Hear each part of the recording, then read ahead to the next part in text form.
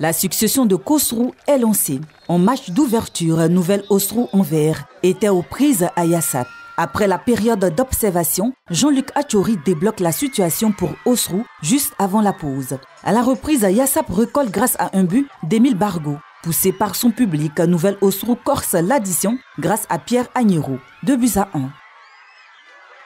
Son et Yassap concèdent successivement un 3e, un 4e puis un 5e but. Score final 5-2 pour Nouvelle Osrou.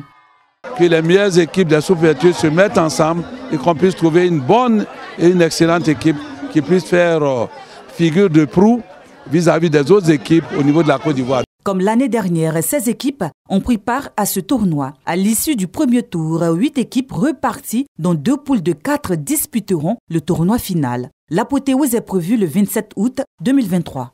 Yapabo Sakassou en blanc et FC Djekano sont après les phases éliminatoires les 2 équipes qui se sont qualifiées pour la finale de la 2e édition du tournoi du président du conseil régional du Bélier, Yoboué Kwame. Cette rencontre a été suivie par les responsables du ministère des Sports de la région du Bélier et de la population de Toumoudi. Une partie qui s'est soldée par la victoire de FC Djekano sur pénalty. Nous avons été unis.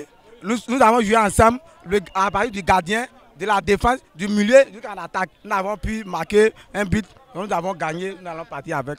Les enfants ont bien bossé, ils ont bien travaillé, on a gagné, j'aime la victoire. La commune d'Abobo Ndotré a vibré au rythme du tournoi de Maracana doté du trophée Saouni. Après le coup d'envoi donné par les anciens footballeurs Soro Jean et Traoré Ousseni, la rencontre peut enfin débuter. Le match d'ouverture a mis aux prises l'équipe de Betplay en vert et blanc et celle d'Entraide FC. Après 5 minutes de jeu, ce sont les joueurs du coach Dosso Moussa qui parviennent à trouver le chemin des filets grâce à Javia Emmanuel. Un avantage que les hommes du quartier Palmeraie fructifient en seconde période avec un autre but signé Javia pour le doubler.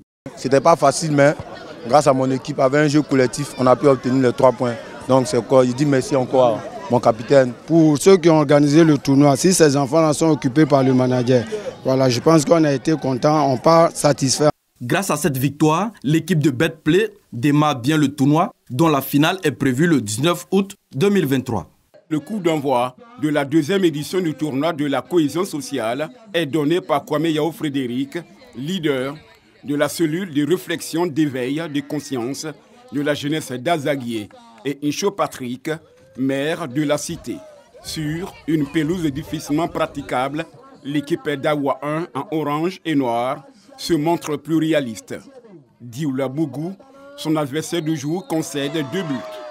Un contre son camp et le break réussi par Frédéric Brito. En organisant ce tournoi, ça fait revivre notre jeunesse, ça fait revivre notre football.